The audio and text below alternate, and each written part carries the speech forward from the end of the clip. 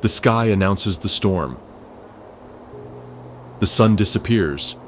The rivers freeze. The forest is painted white. The Siberian winter has begun, and with it, a frozen dream where nature reveals itself in its purest and wildest form. The howling of wolves echoes across the steppe. The polar bear emerges from the waters, and the Siberian tiger appears on the scene. The stage is set for one of the most amazing chapters in animal life. This is wild Siberia, surviving the Russian winter. With more than 13 million square kilometers of extension and located in eastern Russia, in Siberia, the sun sets behind the Ural Mountains and the dawn awakens on the shores of the Pacific. To the north, the eternal ice marks its border, while to the south, the Asian steppes are lost on the horizon. Siberia is so abysmally large that it occupies almost 10% of the planet's land area. The Siberian biome is perhaps one of the most imposing on Earth. In Siberia, everything is bigger. To the west, across the Ural Mountains, rise imposing plains, more than 2,000 kilometers wide, where swamps and marshes seem to have no end. Behind these, the Siberian taiga makes its appearance, with thick forests the size of entire continents. To the east, in the Russian Far East, mountain massifs with dozens of active volcanoes protect the rear of this majestic kingdom. During the spring, even the infinite Siberia itself is dwarfed by the awesome explosion of wildlife, with more than 1,500 animal species. Here, birds collapse the skies. Endless forests feed millions of herbivores, and predators go into ecstasy over the abundance of prey. Wildlife has never before displayed a spectacle on such a scale. But there is a small problem. It is only October, and the merciless Russian winter is just beginning. For the next 8 months, Siberia shows its most inhospitable and raw side, with temperatures reaching minus 68 degrees Celsius. Here, snow falls relentlessly, erasing any boundary between heaven and earth. Rivers are transformed into endless mirrors of ice, and the world is covered in a thick white blanket. Not even the sun is able to withstand such inclemency, and abandons Siberia to its fate. However, what appears to be a white hell, Mother Nature uses it as a canvas to write the most amazing wildlife stories. In the midst of the fiercest snowstorms, where the wind reaches 100 kilometers per hour, and the cold freezes everything in its path, the majestic caribou rises untamed. With thick fur covering its entire body, the caribou has been rewarded with a natural coat to withstand what will be the most hostile winter in the wild. The caribou's imposing size of over 180 kilograms in weight and 2 meters in height is ideal for storing fat and conserving heat for this not-so-pleasant Siberian season. Of course, surviving the Siberian winter requires more than just a warm coat and a good supply of fat. Even before the fierce winter sets in, caribou have already begun their preparations, seeking more comfortable places to the south. With the Siberian wilderness at their disposal, staying in the frigid Arctic north could be a death sentence. These migrations are usually several hundred kilometers long, in groups of up to thousands of individuals. Upon arrival at their winter destination, caribou will continue to live in herds to conserve heat and protect themselves from predators. In addition to sheltering them from the cold, during the cold season, the caribou's fur is dyed white to camouflage with the now pale boreal forests. The thick vegetation of the Siberian forests serves to protect them from the strong blizzards and the tons of snow that fall after months of winter. Depressions in the terrain are also a good shelter that helps to avoid being the windbreak from the extreme cold.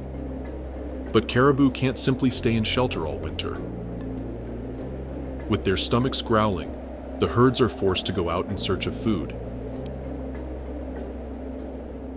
The choices are not easy: starve to death, or expose themselves to the freezing elements. With no other alternative, the caribou move through the white landscape searching for rich grasses, mosses, and delicious lichens. Thanks to their large hooves, caribou can negotiate snow layers up to 5 feet deep without any problems. One false step, and you could be trapped in the middle of frozen Siberia.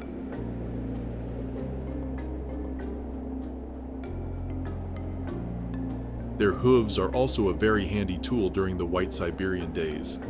With these, caribou have the ability to dig through the thick snow to unearth succulent snacks. When you need to devour up to 5 kilograms of food a day, every little morsel counts.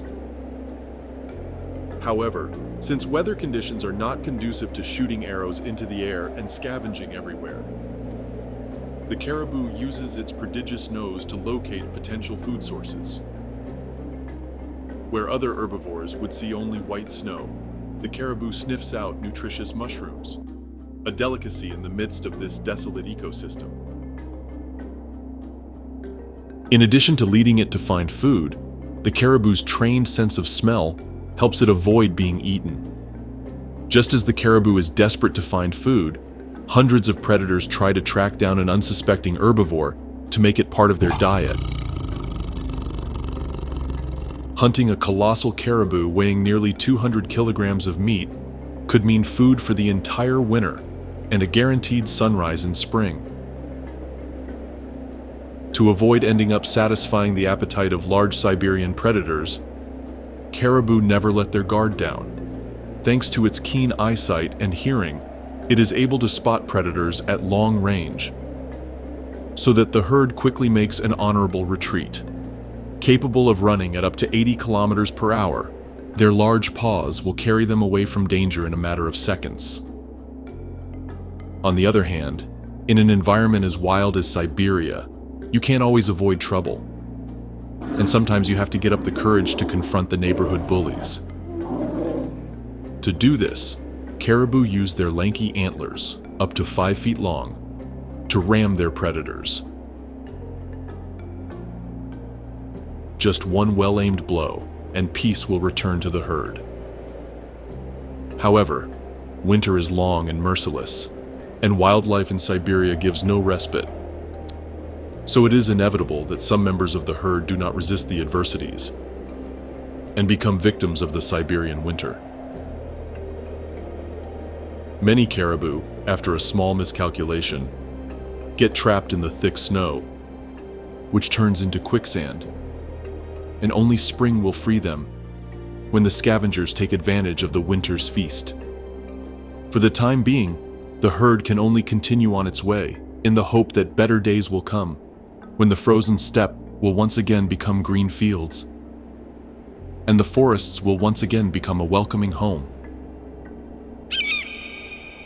Not far from the place in the forest inhabited by the caribou herds, the royalty itself watches the whole animal spectacle taking place on the snow. The golden eagle, in a show of courage and survival instinct, does not leave the challenging Siberian ecosystem and stays despite the difficult living conditions. With a wingspan of up to 2 meters and a weight of more than 4 kilograms, the golden eagle is not at all one of those small birds that fly south in terror when the Russian winter sweeps through the boreal forests.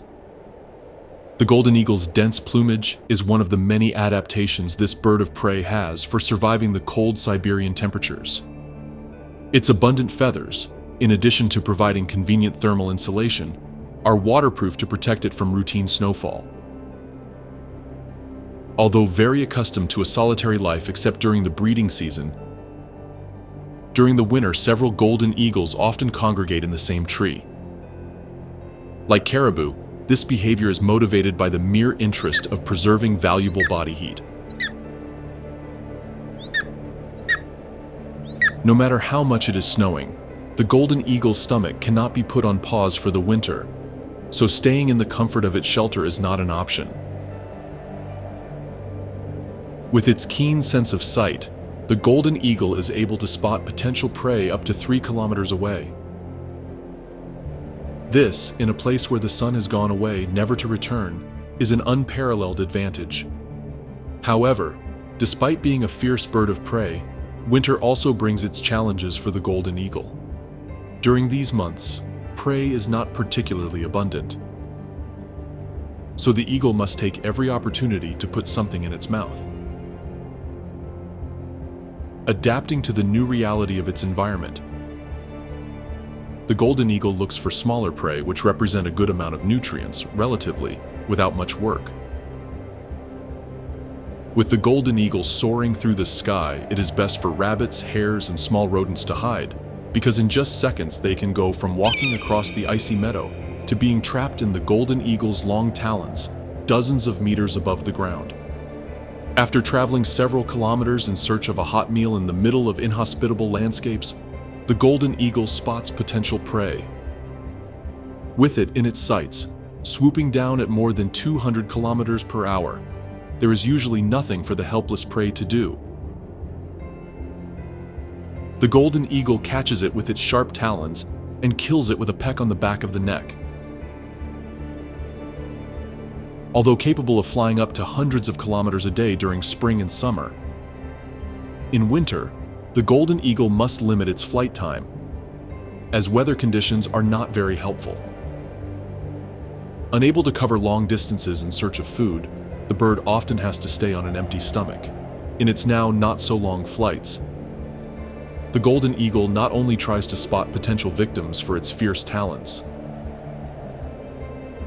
although not a scavenger par excellence, when winter is pressing and prey is scarce, even the royals must adapt to eating what's available. So the leftovers of large ground predators are a not inconsiderable meal for the golden eagle. Likewise, the victims of the relentless weather are a godsend. This is Siberia in winter. While some perish, others enjoy their remains.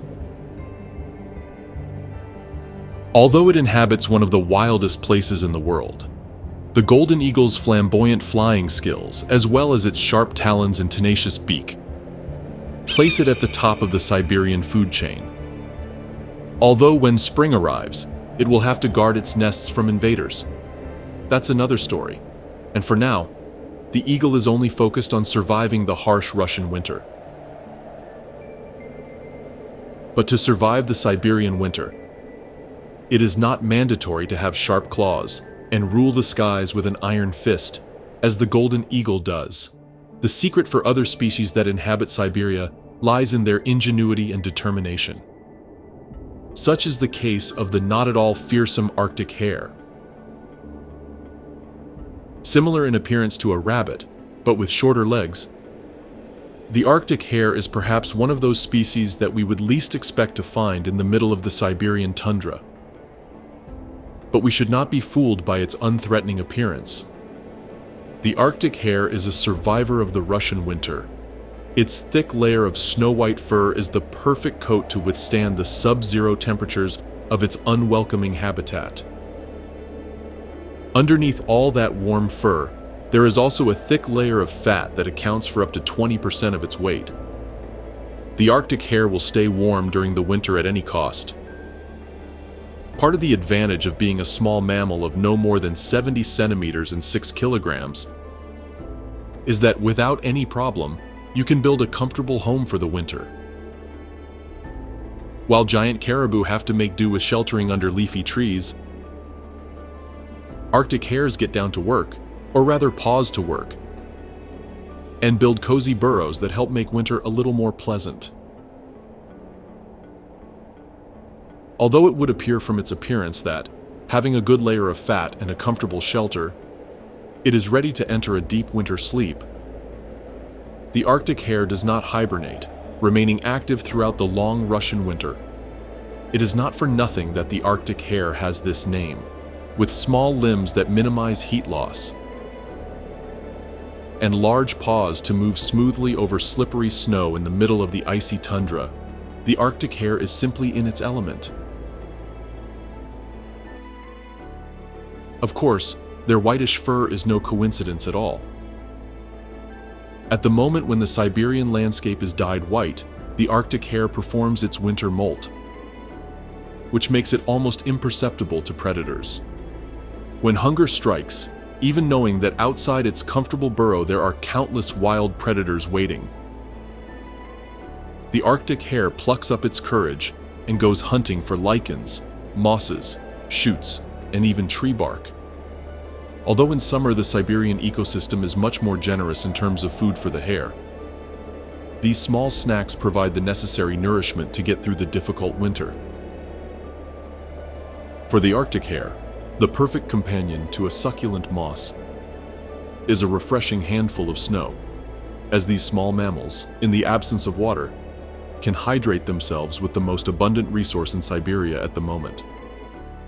After satisfying, at least momentarily, their needs, the Arctic hare returns to the neighborhood of their burrow, where they are accustomed to stand on their hind legs to have a better view of their surroundings. As soon as they see any suspicious movement, it is best to return to the comfortable shelter.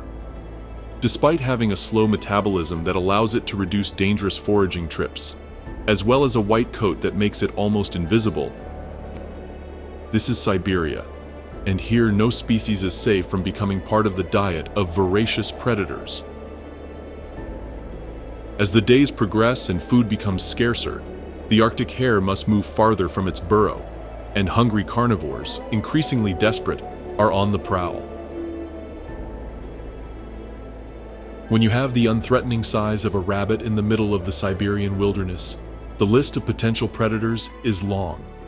From wolf packs to the lone Arctic fox to birds like the golden eagle and snowy owl, all would literally kill for a piece of the juicy meat of the free-roaming Arctic. Since engaging in combat is not an option at all, when stealth and its white camouflage fail, the Arctic hare makes a swift retreat at up to 40 miles per hour across the frigid tundra. While its paws may not deliver lethal blows that take an Arctic fox out of combat, they work perfectly to carry it in one piece to its safe den and leave predators with an empty stomach. After once again defying its chances of survival in inhospitable Siberia, the Arctic hare takes refuge again, hoping that sooner rather than later it will emerge, and a springtime landscape full of life will greet it. But for the moment, the Arctic hare's wishes are just that, and the vast Siberia remains a white world where low temperatures rule the wildlife. Some 2,000 kilometers north of the Arctic hare's burrow, where the Russian winter has frozen the already frigid Arctic Ocean, a majestic mammal weighing more than 2 tons emerges from the deep waters, the walrus. While the rest of the animal species would flee from the semi-frozen waters that guard the Siberian north, for walruses, these hundreds of kilometers full of ice floes are like a personal paradise. Walrus adaptations to low temperatures are perhaps some of the most extreme in the entire animal kingdom. It is not for nothing that, with the vastness of Siberia at their disposal, walruses choose to spend their winter days in some of the coldest places to the north. To maintain their body heat, Mother Nature gave walruses a thick layer of fat of up to 15 centimeters. On those days when the Siberian winter shows its harshest side, the walrus's blubber percentage reaches up to 1/3 of its weight, which keeps it warm, regardless of the external conditions. While the rest of the wild Siberian inhabitants struggle to find food in the white ecosystem, walruses know exactly where to go to bring home their daily sustenance. The Arctic seafloor, even on winter days, is home to a wide variety of mollusks, crustaceans, and invertebrates that help keep the colossal walruses strong and well-nourished. But of course, this food will not come to them on a silver platter until the comfort of their ice flows on the surface. Each day, walruses dive up to 90 meters into the dark waters, scavenging along the seafloor in search of a tasty snack. To find the succulent clusters of shellfish in the depths, walruses use their sensitive whiskers, or vibrissae, as detectors. During these dives, walruses use the very handy tool on their faces, in the form of white tusks up to 1 meter long, to dig into the seafloor and unearth their succulent treasures. When they find food, walruses usually grind it all up into a nutritious paste that they devour instantly. But understandably, when you're a mammal weighing almost 2 tons, a couple of clams won't be enough to satisfy your voracious appetite. An adult specimen can devour up to 50 kilograms of crustaceans a day to stay well fed, a task that usually takes up a large part of your day. However, it's not all delicious crustaceans in the walrus's diet. Tired from long dives in search of food, if a seal comes dangerously close to the territory of a hungry walrus, it is likely to pay the price, becoming part of the menu. Seals trapped among the ice floes are easy prey for the larger walrus, which, upon spotting their meal, go straight for them, grabbing them with their forelimbs and delivering a final thrust with their long tusks. It is a not inconsiderable meal for these giants of the north. But scrabbling on the seafloor and running through terrified seals is not the only thing walruses do with their very useful tusks. In ice-covered terrain, they function very well as hooks to get out of the water, as well as climbing up steep terrain. When returning from a dive, in case there is no vent nearby, their long canines are perfect for breaking through the ice and emerging from the icy waters. Another important use of these is defense against predators. Because yes, even if you are a colossal walrus in one of the coldest places in the world, Siberia gives no respite. And in just a few seconds, what was a cozy ice floe can become an unstable last hope to avoid being devoured by a ferocious killer whale. Despite their large size, no one in the Siberian ecosystem is safe from being eaten. And the savage killer whales are the walrus's executioners.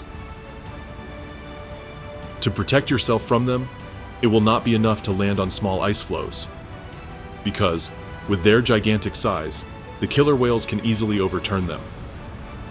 To escape the orca's ferocious appetite, the walruses must move to higher ground, where the ice layer is several meters deep, and prevents these bloodthirsty dolphins from reaching the now terrified walruses.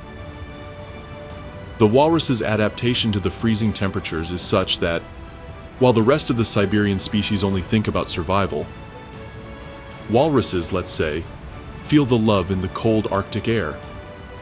In the middle of the Siberian winter, walruses begin their mating season, when the males will put their versatile tusks to new use. During the breeding season, these giants fight over females, lunging their large bodies and using their canines as weapons. These ice-thundering fights decide who will have the right to the females. After copulation, the females will carry a far from brief pregnancy of up to 16 months, which will result in a, let's say, small baby, weighing 75 kilograms. But that is still a long way off, and for the time being, the walruses continue their frozen life in the middle of the Siberian winter. Although walruses flaunt their large tusks as efficient weapons, the most feared bite in all of Siberia lies thousands of kilometers to the south, amidst the thick forests of the Russian taiga. Untamed, walking among the trees and stalking from the shadows, the Siberian tiger is the perfect prototype of a predator in this icy landscape. With a weight of up to 200 kilograms and a length of more than 2 meters, the Amur tiger is living proof that in Siberia everything is bigger and wilder. It is nothing less than the largest feline in the world. During the winter, the same Siberian climate that has given the Amur tiger its colossal size forces it to adapt. In these cold months, the Siberian tiger's fur grows up to 11 centimeters in some areas of its body, enough to withstand the freezing sub-zero conditions. In addition to functioning as a warm winter coat, its lush fur has lighter shades, with less marked stripes than felines from other regions of the world, which helps it camouflage itself amidst the pale Siberian landscape. Thanks to this, despite its colossal size, the Siberian tiger can move with great stealth in the middle of the forest, without its presence even being noticed. The life of the Siberian tiger is quite solitary. During the long Russian winter, they usually travel long distances patrolling their territory, marking their borders with urine, feces, and scratches on trees. Often, when two males cross paths, confrontations are inevitable, even in the midst of this icy landscape.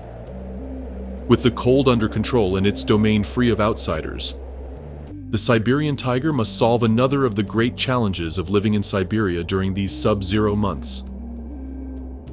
With a voracious appetite requiring up to 30 kilograms of meat per day, the Amur tiger must be accurate when hunting. Its position at the top of the Siberian food chain is a great advantage. For while other predators see their gastronomic options reduced, the Siberian tiger can devour virtually anything in its path. Generally, given its vast food requirements, large prey are preferred. When the Siberian tiger goes on the prowl, hares, pikas, deer, elk, caribou, and wild boar must watch their backs, because in a fraction of a second, they could have a cat weighing more than 200 kilograms on their backs. Living in the thick taiga forests, the Siberian tiger's key to keeping bread on the table is stealth. Especially during the merciless winter, the tiger avoids long chases, preferring to ambush its prey by coming out of the middle of nowhere. But in order to leap directly at its prey's neck and knock them out with its powerful bite, the Bengal tiger must first locate them. For this, it relies on its privileged sense of sight, as well as a prodigious sense of smell. Upon detecting that a herd of caribou is nearby, the tiger will head towards it, all with the utmost stealth.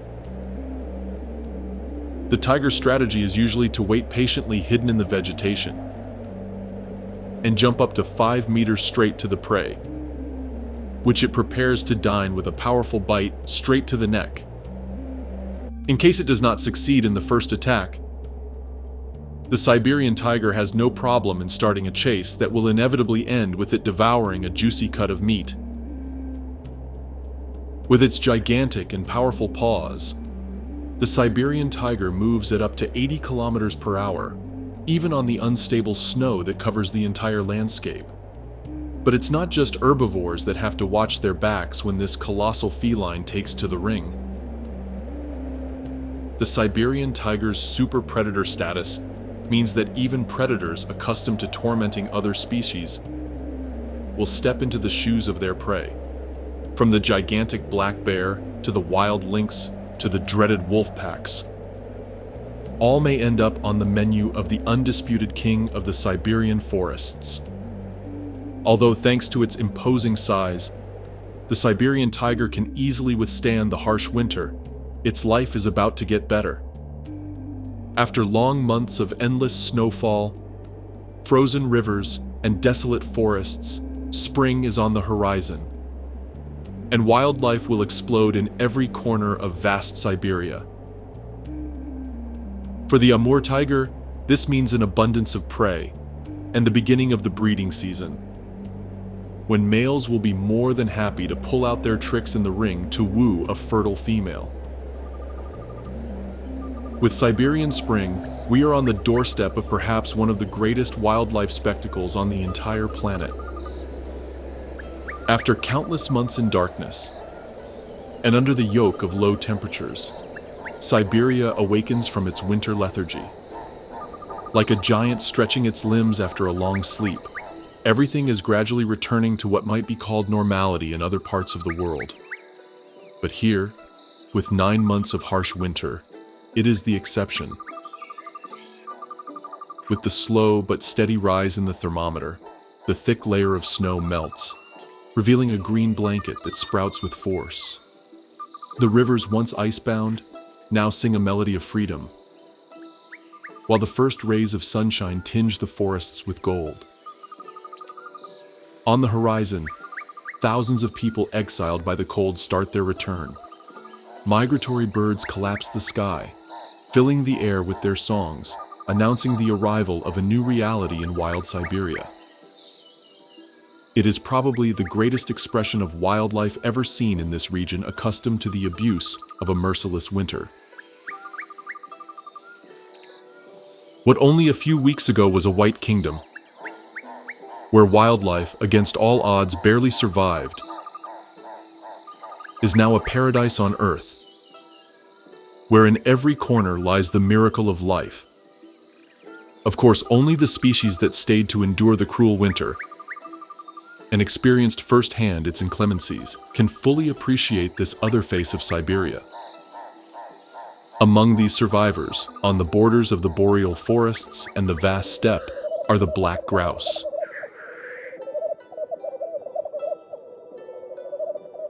With a lyre-shaped tail, from which they get their name, and beautiful black plumage with blue highlights.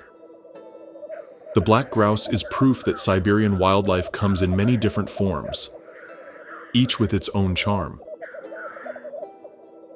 As it is spring, black grouse have developed their striking reddish crest above their eye, which they put to various uses in their daily lives.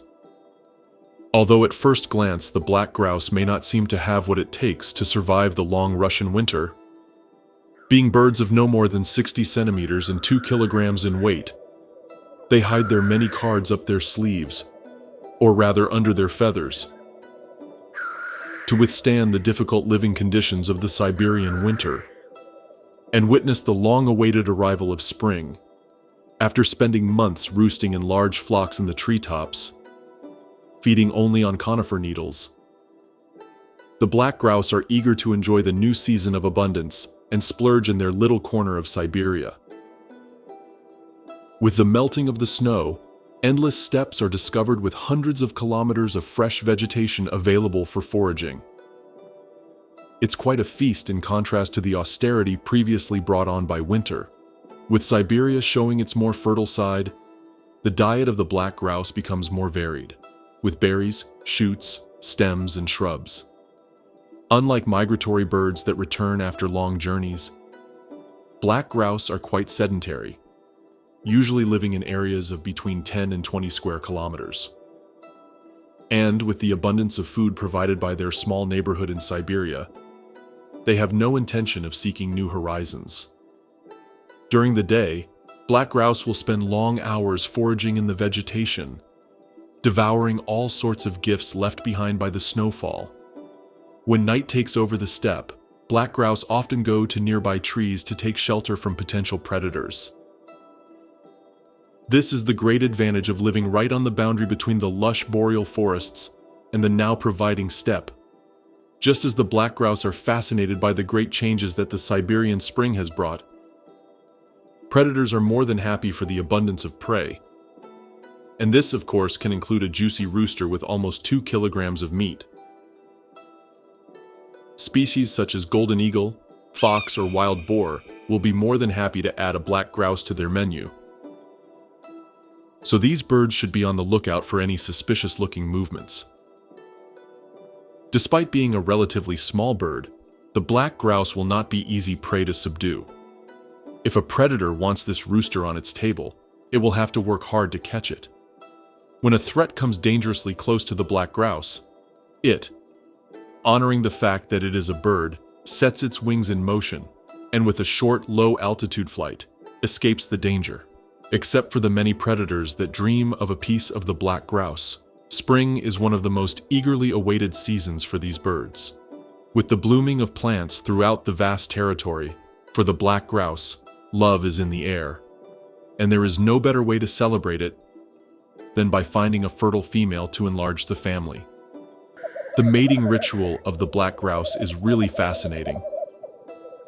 It all starts at dawn, when the males go to mating areas called leks. At these sites, up to 200 individuals can congregate to compete for mating females. The males show their vigor by unfurling their lyre-like tails and singing seductive melodies in the form of cooing and long murmurs. When the male's tricks pay off and the grouse pair demonstrates their love, the female will fly away from the mating area to look for a safe place to lay.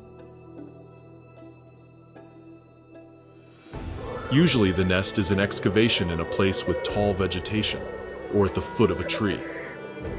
Since the male has gone off on his own, abandoning his responsibilities as a father, it is up to the female to build the nest, preparing it with branches, grasses, and leaves, and then lay between 6 and 11 eggs. For about 25 days, the mother will be in charge of hatching them and protecting them from predators, such as birds of prey, eager to enjoy a high-protein delicacy. When the chicks hatch, the work for the single mother has not yet come to an end, as she must care for them while they learn to fend for themselves. At the early age of 14 days, the chicks are already able to take short flights and accompany the female on her foraging walks. One of the first lessons to be learned is to make the most of the spring, as Siberia will not always be so kind to them. Leaving behind the Siberian steppe where the black grouse have made their spring home, and moving deeper into the forest, a howl is heard in the distance. The wolf packs are in near feeding ecstasy from the great abundance of prey that spring has brought them. The hardships of winter are but a dark memory, and the wolves begin to shed their thick winter coats, changing into cooler attire, appropriate for the more pleasant weather. During dawn and dusk, the packs cause terror among the forest dwellers, advancing in a coordinated manner with an unbridled appetite. With packs of up to 15 individuals and an adult wolf eating up to 4 kilograms of meat per day, the wolves are not particularly interested in small prey and focus their efforts on hunting something that is really worthwhile and affordable for everyone.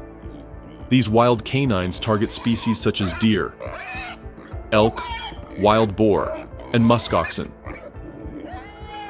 Especially with the abundance that spring has brought, small prey such as hares, lemmings, and why-not grouse are rare. Wolves are all field marshals when it comes to devising a strategy that will bring food to the table. To find their prey amidst the vastness of the Siberian forests, wolves use their sophisticated sense of smell. When the wolves sense a scent or detect a sign, however small, that prey is nearby, the pack follows its trail. Thanks to their extraordinary night vision during their nocturnal hunts, the pack has no trouble locating their prey. When hunting, wolves have a wide variety of strategies at hand, which they will use depending on the size of the prey, the terrain conditions, and the location of the pack. When vegetation permits, the pack will use the strategy of surrounding the prey from several flanks and make a simultaneous attack. Here, the surprise factor is key, so each canine must be very stealthy. One false step, and the dinner may end up fleeing in terror. If it is a challenge for mammals such as caribou to fend off a large gray wolf, it is practically mission impossible to do so against a whole pack. Another favorite strategy of wolf packs is to chase their prey until they tire it out, so that it eventually gives in to their bite. To do this, the wolves take turns stalking the prey for miles, in which no obstacle will make the canine stop. After a very long chase, almost always the end is the same. The prey succumbs to exhaustion and is quickly overtaken by a wolf that strikes the first blow. After only a few minutes, the whole pack joins the feast. Of course, despite being a lethal, coordinated hunting force, wolves will never say no to an easy meal. When among the herds of ungulates there are sick or wounded specimens, wolves will not show the slightest mercy and will go straight to him to give him a little push to a better life and benefit with fresh meat on the way. Speaking of fresh meat, thanks to the thaw brought on by the arrival of spring, the victims that were trapped under the thick snow become nutritious carrion for the herds. Despite having frozen months ago, the low Siberian temperatures preserve the carcasses so well that they retain all the freshness of freshly hunted prey. The success of the survival of the herd in such a hostile place as Siberia is due, among other factors, to its complex hierarchical order, where each member of the pack knows his place and the tasks he must fulfill. Here, the alpha male takes the helm, who is the one who makes the decisions when it comes to hunting, and the places where the herd will settle down. The alpha is followed by the beta, who will succeed him when he decides to retire or dies. And finally, the lower and middle-ranking individuals, usually young adults and wolves that have recently joined the pack. Since the alpha is in a position of power with highly coveted privileges, his position is often desired by other males who dream of a coup d'etat. When a male challenges the alpha, he imposes his dominance through body posturing, growling, and if necessary, physical confrontations. Some young males, however, are born royalty, so, in an act of nepotism, they end up inheriting the position of alpha from their parents. While this is a great privilege, at the same time it carries with it an important responsibility, since the alpha must ensure the well-being of the herd. For the time being, as we head into summer in Siberia, the herd continues to live in a golden mirage with an abundance of prey and a friendly climate. The real challenge to the alpha's continued existence will come when the Siberian winter comes knocking again with all its ferocity. While wolves choose to live in numerous, well-organized packs in the deep Siberian forests, another predator prefers to lead a solitary life, roaming the slopes of the spiky mountains of southern Siberia. There, in the midst of a rocky landscape, where it seems that animal life is almost impossible, some 3,000 meters above sea level, is the snow leopard feared by many. The mountain ghost, as it is also known, is a majestic feline weighing up to 55 kilograms and measuring 1.5 meters in length. With a lush light gray coat, the snow leopard is perfectly camouflaged in its rocky habitat amidst the slopes of the Siberian mountains. The vastness of Siberia is very probably one of the few places in the world that can hold the majesty of this wild feline, since traditionally, only one male can dominate territories of up to 1,000 square kilometers. With large paws, small ears, and dense fur, the snow leopard's name is no coincidence. This feline is fully adapted to the harsh conditions of the Siberian winter. Now the problem is that the frigid days of Siberia have taken a brief pause, and summer arrives everywhere in this earthly paradise, or well, almost everywhere. To maintain its cold and solitary lifestyle, the snow leopard lives at very high altitudes, where low temperatures, rather than a test of survival, are a constant. While the snow leopard enjoys its own company, one of the challenges of its isolated home is the scarcity of prey. Species such as deer, caribou, or moose are not exactly used to strolling along desolate slopes thousands of meters above sea level, where grass is almost non-existent. And to top it all off, there is a voracious predator. To make up for this, the snow leopard focuses its diet on those animals that dare to disturb its peaceful neighborhood at such altitudes, such as Siberian ibex, mountain goats, musk deer, and marmots. Given the isolated conditions of its habitat, far from the large herds of carefree herbivores, the snow leopard must be accurate in spotting potential prey. Failing in a hunt can mean wasting energy and ending up with an empty stomach. Thanks to the grayish shade of its fur, the snow leopard can camouflage itself perfectly in its rocky habitat all year round, even when the snowfall is not so intense. This is an unparalleled advantage, for in the midst of the Siberian slopes, the leopard's best tool for bringing food to the table is its stealth. Aiming its gaze at potential prey, the snow leopard approaches very slowly, trying not to attract attention. The key is stealth and patience. Usually, an elevated location is the perfect place to stalk its future dinner. After observing the movements of its prey for a while, the mountain ghost finds the right moment to surprise, jumping up to 15 meters in the air, straight to the surprised victim. The snow leopard usually delivers its final blow with a powerful bite straight to the neck. Although ambushes by pouncing on its prey are its favorite tactic for earning its daily bread, the snow leopard has no qualms about launching fleeting chases amidst rugged terrain. With its powerful legs, in addition to leaping impressive distances, the leopard can reach speeds of up to 88 kilometers per hour, so no matter how fast its prey runs, sooner or later the leopard will catch it. As with the gray wolves, the Siberian ecosystem is sometimes extremely generous to mountain royalty, serving up a delicious feast of carrion on a silver platter. With the low temperatures at this altitude, it is difficult for a carcass to decompose, so the victims of the slippery precipices are more than acceptable feasts. With a full stomach, the snow leopard, like any king, has a temper and will not tolerate outsiders invading its lands, at least not without a fight. Snow leopards are extremely territorial, and when they encounter a fellow species, they are not very gentle. Often, when one male spots another crossing the boundaries of his territory, the stranger will be warned with a series of vocalizations and postures. Although a roar is probably a more intimidating signal, when it comes to showing vocal talent, the snow leopard is not one of the best prospects because, having very short vocal cords, it is incapable of roaring.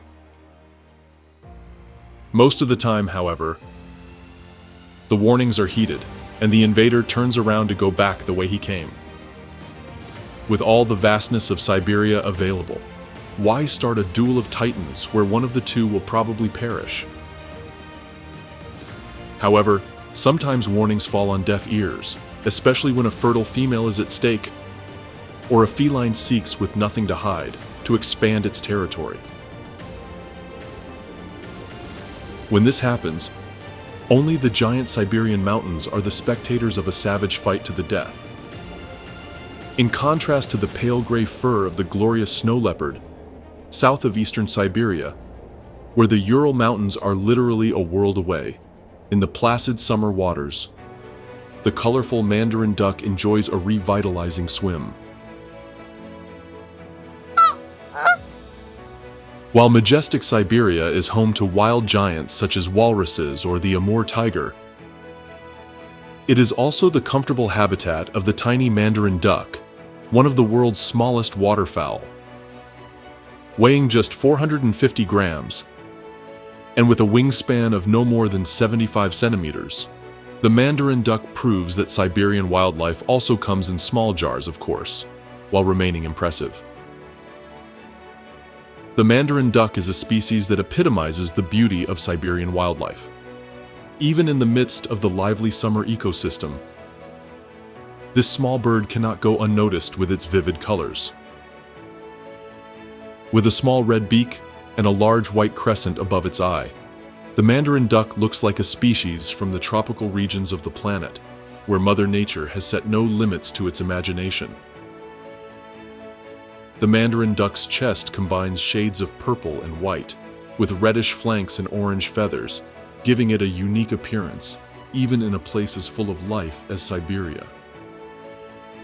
Although they are still beautiful, the females of the species were not so fortunate in the coloration of their plumage, flaunting shades of gray and lavender throughout their bodies. The sexual dimorphism is such that they look like completely different species. Although a delight to behold, having such striking plumage in the midst of the wild Siberian ecosystem is sometimes not such a good idea. There will always be one predator or another wanting to make the mandarin duck part of its diet, so it is not at all advisable to let your guard down during your long journeys on the water. Among the species that, more than for its beauty, are interested in the taste of the mandarin duck are the eagle owl, the raccoon dog, and the mink. Of course, when you weigh less than half a kilogram and live in a place as wild as Siberia, with a long list of ferocious predators looking for you, the idea of fighting is not the most recommended. The mandarin duck, knowing that Mother Nature was generous with its looks, but not with its fighting skills, will, as soon as it feels threatened, take the easy way out at full speed, either by swimming across the river or by demonstrating its flying skills. With the myriad of boreal forests surrounding its habitat, the mandarin duck sees them as a very safe haven away from danger. With the not at all insignificant matter of getting off the radar of wild predators under control, the mandarin duck, now carefree, sets about finding something to put in its mouth. One of the keys to the survival of this small bird in the not at all pious ecosystem of Siberia lies in the adaptability of its diet. During autumn and winter, the mandarin duck feeds on the limited options provided by the cold season, such as acorns or grains. When spring and summer arrive, where the heat is the protagonist, mandarin ducks leave their previously austere diet in the past and devote themselves to devouring worms, insects, fish, frogs, mollusks, and basically everything within reach of their reddish beak. Of course, with such a striking appearance, it is best to leave in search of food very early at dawn and return as soon as possible to the relative safety of the trees and thick vegetation. One time when male ducks don't want to hide for anything is during the breeding season, when the pale legs are ready to bring chicks into the world. Like all romantics, the ducks swear eternal love to the ducks, thus getting what they have been looking for. After copulation, with between 9 and 12 chicks on the way, the duck does something rather curious and practices brood parasitism. That is, it leaves some of its eggs hidden in the nests of other damselflies so that they can raise them for it and thus reduce the cost of breeding. Although very unorthodox, this technique obviously pays off. Each egg in another nest means one less mouth to feed for the leg. Once the task of giving up some of her young for forced adoption is completed, the duck will establish her own nest in a tree near the water. Although during this time some ducks continue in their role as parent providers, protecting the females and the nest, the duck washes her wings when it comes to hatching the eggs, with the female carrying all the responsibility. Although when they first met, the duck vowed to always be by the female's side. With so many chicks on the way, the male can't take the pressure and leaves just before the little ones hatch. It will then be up to the now single female duck to take care of her large family. And with the calendar moving full speed ahead, the little ones had better learn fast, for the leaves are beginning to fall from the trees, a prelude that autumn is approaching, and with it, all of Siberia is once again beginning to cool. With the arrival of autumn in Siberia, tension is growing in the air, as the slight drop in temperatures brings back unwelcome memories of last winter. While most species are trying to enjoy the last days of even merciful temperatures in vast Siberia, some are already starting to work on their preparations for winter.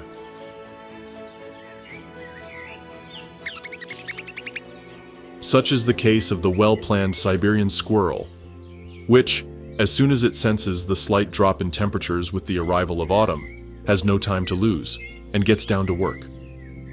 As a small rodent weighing no more than 150 grams, the squirrel knows very well that the key to its survival is to do its homework before winter freezes everything in its path.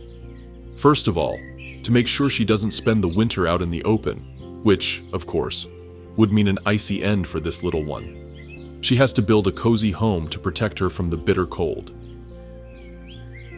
Despite having literally all the trees of the endless boreal forests at its disposal, the squirrel prefers to keep its feet on the ground, or rather, under it. Thanks to their powerful claws, squirrels have no trouble digging and building what will be their far from humble winter shelter. For squirrels, it's not enough to have a cozy home for winter shelter. So they build real complexes up to 3 meters long and 2 meters deep, with storage chambers, waste chamber, and even a comfortable nest. Of course, when you have a house so well conditioned for the winter, you can be the envy of your neighbors. So the squirrel must take care that no intruder gets too close to snoop in his almost finished work. To do this, the squirrel marks his territory using his urine and the glands in his cheeks. Although squirrels can live in colonies, in these colonies each squirrel usually has its own territory. That is to say, each one must take care of building, or rather digging its own winter shelter. Apart from their small size, it seems that squirrels know well that they live in Siberia, where everything is bigger, so each individual can claim as its territory large areas of up to 3,000 square meters. With a more than worthy home prepared for winter, one of the squirrel's biggest concerns is keeping his little body well nourished. After a short spring and summer months, the squirrel knows well that when winter arrives, all the abundance of food will be gone, and he is not willing to go hungry. To deal with this, during autumn, the squirrel sets out to increase its body fat percentage as much as possible, leaving behind all hope of a slender body. However, this will not be enough to withstand the 8 months of winter that are coming. So the squirrel will work on creating his personal stock of nuts and seeds, which he will feed on when the whole forest turns white again. Each small fruit, no matter how small, is taken directly to the burrow, so the larder will gradually grow. With a comfortable burrow and a large enough food supply, the squirrel can relax a bit during the last days of autumn. And even why not? Find a companion to snuggle with on those long winter days. Although the mating season starts after the long winter, it is better to spend all this time with good company than to be cooped up alone in your well-conditioned burrow. In the months to come, the squirrel will have a fairly comfortable life, thanks to all your diligent preparations. Of course, all this will be so, as long as the calculations have not failed, and the food will be enough for the long winter season. With squirrels seeing sunlight for the last time in a long time, the greatest fear of countless wild species becomes reality. Mother Nature has decided to end the truce, and the Siberian winter is once again plunging what, until just a few weeks ago, was a living ecosystem into an endless slumber. While many mourn the untimely return of the Siberian winter, up north, where the waters are slowly refreezing, a 3-meter, 700-kilogram white giant is watching his infinite frozen kingdom come back to life. For the polar bear, the return of winter is like a miracle. The northern Siberian coast once again freezes over, creating thousands of kilometers of ice where the wild bear will roam in search of food. After a summer full of famine for the polar bear after the thaw, winter will bring many surprises. As soon as a thin layer of ice forms on the icy waters of the Russian Arctic, the polar bear doesn't think twice about it and sets off on its long journey to the frozen north. While the winter lashes its habitat with temperatures as low as -60 degrees Celsius, the polar bear walks as if nothing had happened, thanks to its dense white fur. Underneath all this lush fur, the polar bear has large amounts of blubber, which ensures a perfect coat for the long, cold months ahead. While most animal species see the white Siberian winter as a season of scarcity, the polar bear knows well that, with the onset of cold temperatures, its personal feast is about to begin. After several kilometers into the frozen Arctic, with no time to lose, the polar bear usually immediately goes into hunting mode. The target? The unlucky ringed seals that have fallen into the sights of the fiercest predator in the Siberian Arctic. Although for other species, the task of hunting elusive seals in the middle of the harsh Russian winter might be nearly impossible. The polar bear has a few tricks up its sleeve, and it won't hesitate to use them. To get its hands on such a substantial prey as a seal, the polar bear usually positions itself near the breathers left by seals on the ice after diving for food. The strategy, to tell the truth, is nothing to write home about. As the unsuspecting seal comes up for air, it will encounter a ferocious and very hungry 10-foot bear. Another place where polar bears often perch to hunt seals is on the edges of ice floes, where they can locate their swimming prey and wait for it to emerge from the water to surprise it. If there is no luck hunting from the relative comfort of the ice, the polar bear has no problem jumping into the icy waters to bring the food to the table itself.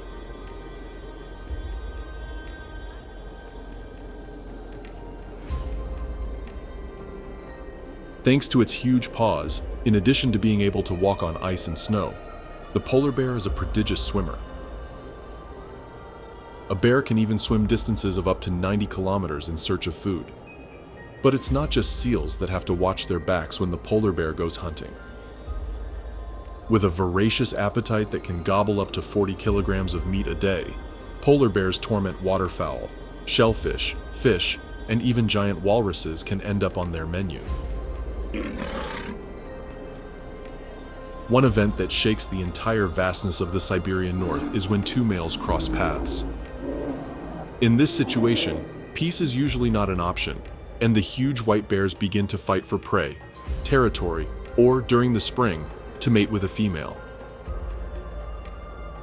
Despite being a species more than adapted to the freezing temperatures in northern Siberia, when the Russian winter rages with inclement blizzards, the polar bear has no choice but to dig a small pit for shelter.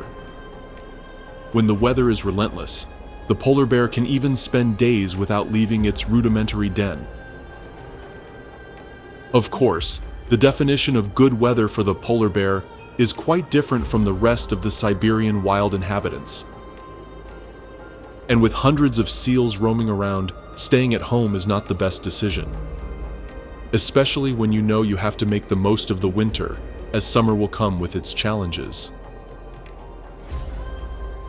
Although very happy that the icy Siberian winter has finally arrived, and with it, his entire white kingdom, the polar bear knows well that it will not last forever, and when the spring thaw returns, days of starvation will be inevitable for him. While almost all Siberian animal species celebrate the end of winter, for this white king it may even mean a death sentence.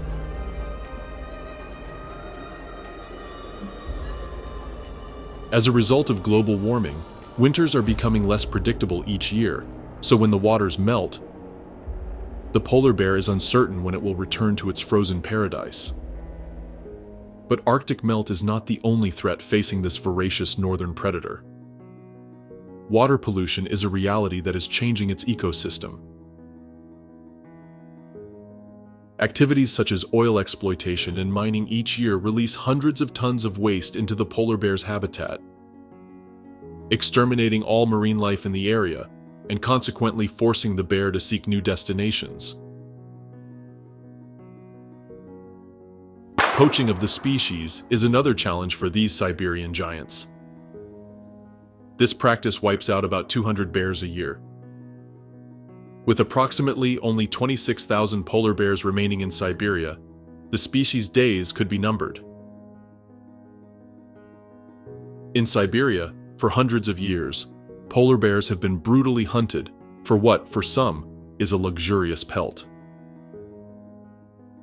On the black market, the white fur of the polar bear fetches as much as $4,000, an amount that should be insignificant, considering that it has cost the life of such an amazing wild species. But the polar bear is not the only species being harmed by the now unpredictable Siberian ecosystem as a result of climate change. Just as when the Russian winter goes on too long, the Arctic hare is not having the best of days. Nor is spring coming early good news for the still white hare. Having molted in anticipation of a long winter, the Arctic hare will have to spend a few days with its white winter coat in the midst of the colorful Siberian spring. And, Just as its white coat gives it the perfect camouflage for snowy days, when spring arrives and the hare is still in its pale attire, it's as if it's setting up a target for predators. Habitat loss due to human activities is another threat to the small Arctic hare. As hares are displaced from their traditional grassland areas, they must seek new habitat, where they are often easy prey for predators. And speaking of its predators, for the golden eagle, the outlook doesn't look too good either. The now unpredictable Siberian climate brings new challenges to its survival.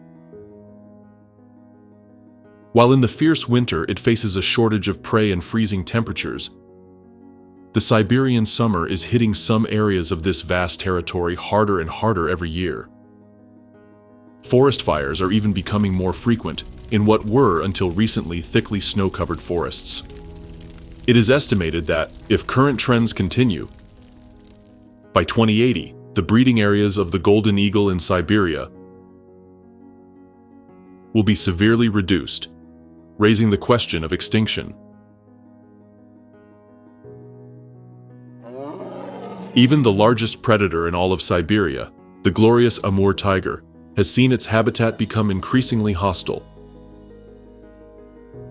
In a Siberia now wounded by climate change, prey is not as plentiful, and the thick boreal forests are not as thick.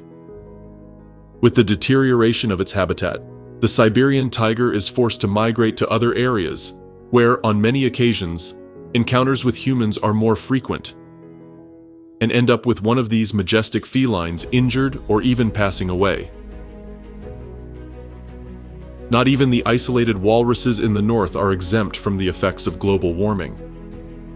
Like the giant polar bear, with the thaw caused by an early spring, walrus herds lose their vital ice flows, the place they used to feed and keep out of reach of most predators, and are forced to migrate to land or dive into the deep water, not knowing what the future holds.